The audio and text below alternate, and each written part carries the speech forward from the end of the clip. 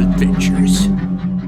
Hey guys, Chuke here with Chuke's Outdoor Adventures. Well, I wanted to thank all the viewers out there that have been logging onto my website and sending me all kinds of updates and messages. We did get some black bear attacks over the last week or two. I'll try to do a video on that soon, but I wanted to thank David Frick because he sent me an article from Outdoor Life that was really interesting. He said it immediately thought about bear defense and 10 millimeters, and he's a subscriber of mine. He immediately thought of my channel and sent me the article. So thank you. And at first I was sure that I was going to be pissed about the article because I thought it was going to, disagree with every point I make, but it really did not. Now, one thing, a lot of these outdoor magazines, maybe not this one, but some of them, especially on the internet, will push bear spray and say that you're an idiot if you have a pistol. I am not against bear spray. This is the one I always show.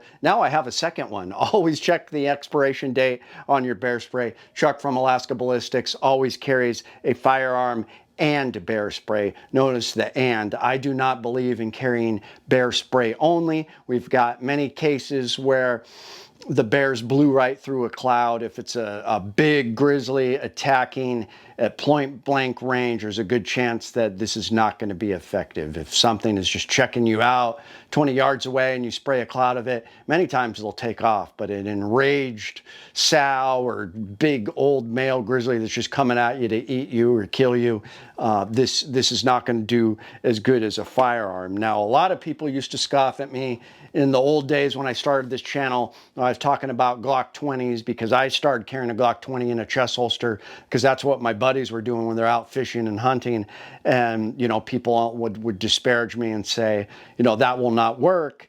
And it is proven just in the last 2 years that yes, it does work. Is it ideal? No, a shotgun, 12 gauge shotgun, a hunting rifle is ideal, but it has been proven that these 10 millimeters can work. So the name of this article is Our Readers Tell Us a 10 millimeter semi-auto is a horrible choice for bear protection. That is something I do not agree with, but I did really enjoy this article because if you read into it, you'll see that the author really has some good insights. So every year around this time, people venture back into the mountains to gather sheds, hunt for mushrooms, or just give their lungs and legs a workout. Invariably, some cross paths with ornery bears. Recent grizzly encounters in my home state of Montana include this one near Chateau and another that happened outside of Duapur. And those are two that I have showcased just in the last 6 weeks, I believe. In both cases, the people involved shot and killed the bears. In the first instance, we don't know what the solo shed hunter used, but the duo that had the run near Duapur carried semi-autos, one a Glock G20 10 millimeter and the other a classic single stack 1911 and 45 ACP. I love it. I'm a big fan of the 45 ACP. They shot repeatedly, firing at the charging sow grizz a total of 8 times, and it stopped it. I've talked about the advantages of semi-autos versus revolvers for bear defense before and conducted a test to see how my old Smith & Wesson 329 PD stacked up against my customized Glock G20 and a couple other 10 millimeters. Spoiler alert, the semi-autos proved to be much more effective. I would agree with that. I can get more shots on target with my 10 millimeter. Now, a lot of old wheel gun aficionados took exception to that story, making all kinds of statements regarding my common sense, biases, and birth status. One of them just sent me this letter, which I have condensed. This is great. And I get comments like this sometimes too. This is a ridiculous article and you guys deserve to be beat up by the 44 Magnums. This experiment was so biased it isn't even funny. My question, why in the hell would you use a 23 ounce 44 mag and shoot full house rounds? Asinine. First, the 10 millimeter is a picky cartridge when used in a semi-automatic. What happens when that charging bear is camping, coming right at you and, oh shit, my gun jammed. The 10 millimeter won't punish you like the 44, but the 10 millimeter better be damn near perfect in function. With the 44 Magnum and revolvers in general, there's way less to go wrong and a lot more reliable. I'll take the extra recoil from my Red Hawk, and I'll take my chances with only 6 rounds going bang every time compared to bang, bang, click. Oh shit, I'm dead with my 10 millimeter Glock fantastic plastic pistol in my hand. Boy, that's like every other comment I get on this channel. Your intentions are good, but not realistic. One of the guys in your group is a competition shooter. Well, that's a great accomplishment when you're shooting for points, but in a life and death situation in bear country, when you are pressured, hurried, and scared shitless, the guy with the 44 mag wins. I love my Red Hawk. It's built like a tank, and I can shoot it quite well. He's got some points there, I'll give him that. And so then the author of the article breaks down that guy's points and gives his arguments. What the haters hate. This captured the vibe of what many detractors have said. Bullet point, semi-autos cannot be relied upon. Next one, revolvers can be shot just as well. This test isn't fair. You should have used a heavy 44 mag instead. You fancy competition shooters don't impress me. You're a bunch of girly men if you can't handle real guns. So he addresses each point below. The 44 Magnum is the best choice. First off, let me say that I think a 44 Magnum is a great backcountry gun. I agree with that. It's why I carried my 329 PD for years. I practiced with it using mostly 44 special loads and stuffed it with heavy hard cast bullets when I was in the wild. That said, I like many other bear country travelers, I've switched to carrying a semi-auto. I carried my G20 and a Strig 320 X10 comp, those are really nice, which is the softest shooting 10mm we've tested. I'd agree that X10 comp is sweet. When it comes to how a 10mm shoots versus a 44 mag, however, there's no compromise. The 10mm outshoots it easy, putting more rounds on target much more briskly. That's fair. Carry a heavy revolver, wimp. Was the test unfair? I don't think so, because we shot guns I own and actually carry. The correspondent said above I should have used a 49-ounce Ruger Red Hawk instead of the lightweight Smith & Wesson 329 PD. No thanks. Unless I have a horse to carry my carcass around the mountains, I'm going to save weight where I can. I agree with that. And toting around a wheel gun that weighs more than 3 pounds empty isn't on my dance card. The Red Hawk is a fine hunting handgun, but it isn't what I consider portable or practical carry gun. I would agree with that. As my colleague Tyler Friel notes, oh, that guy's from Alaska. He's cool. I've talked to him before.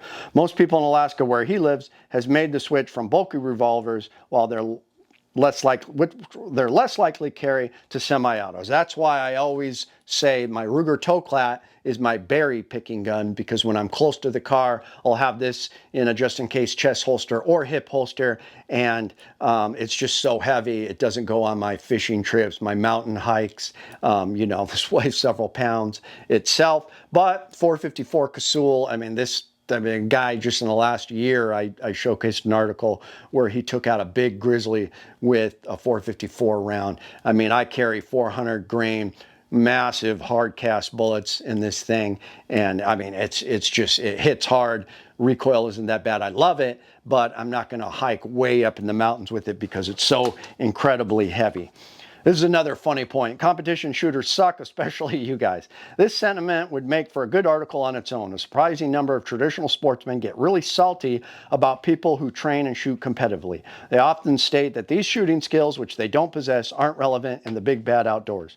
The life or death scenario invoked above is one example, but I'm more than willing to bet that the guy who trains with his 10mm or even 9mm to a high level of proficiency will be more effective than the guy with the big iron on his hip who doesn't train. Another manifestation of this mentality is with the big bore hunting cartridge fans. They swear by their magnums and think that the hunters who shoot competitively and have embraced milder cartridges that have proved themselves to be accurate, deadly, and, as important, easier to shoot are fools.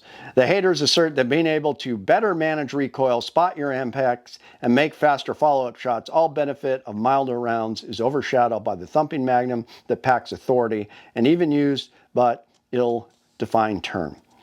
This is the crowd who believes 3 shots are meaningful, then shooting an elk with anything less than a 300 is irresponsible, and that their marksmanship is just as good with the Magnum cartridge as it would be with something less spicy. They are wrong in every count.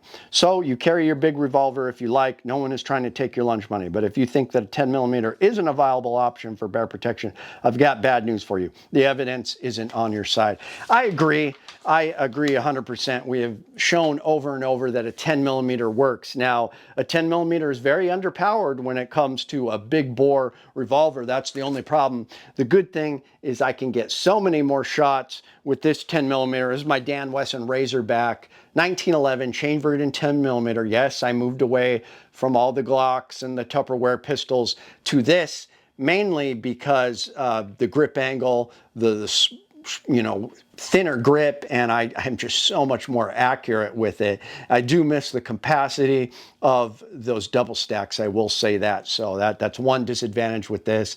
Also, this does not have an optic. You can get versions with optics. So I shoot this a lot faster and more accurate than this, but I do have to hand it to some of the Revolver guys. I like the competition shooters. I've showcased several articles where competition shooters, even with a 45 and a 40, were just able to drill a charging bear over and over and even reload. And those guys do awesome. I need to train more because I like that style of shooting, and it works perfect if you're out in the outdoors. So I love this Toklat. Like I said, it's my berry picking pistol, and this will take out a bear, no problem.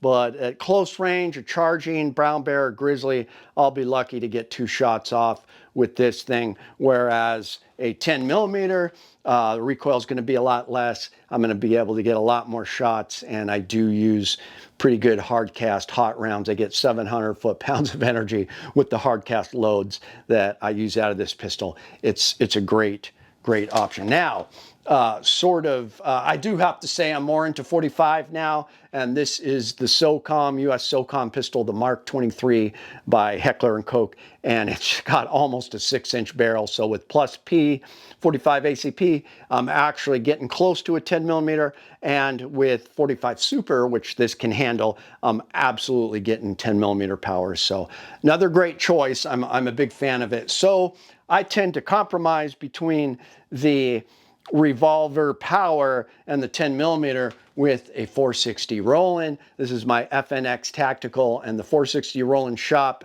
has put in the brake, the barrel, all the springs, and this shoots 460 Roland, which is a Wildcat cartridge. It is extremely popular in Alaska because I'm getting almost 44 Magnum power in a semi-auto. That's right, I'm getting 900 plus foot-pounds of energy out of this thing, which is incredible. And I've got a double stack magazine, so capacity is amazing. So I think that, to me, this is kind of the ultimate pistol that you can use for bear defense. So thank you for sending me in all the articles. I'll have another video up in the morning. Thanks, guys. It's Chuke, your friend in the field. My name is Chuke. I like to trade my guns just for fun, but now I have none. Oh, look, get shot by a bear, but I don't care. I got a 10 millimeter. Chuke's Outdoor Adventures. Watch you almost die every time.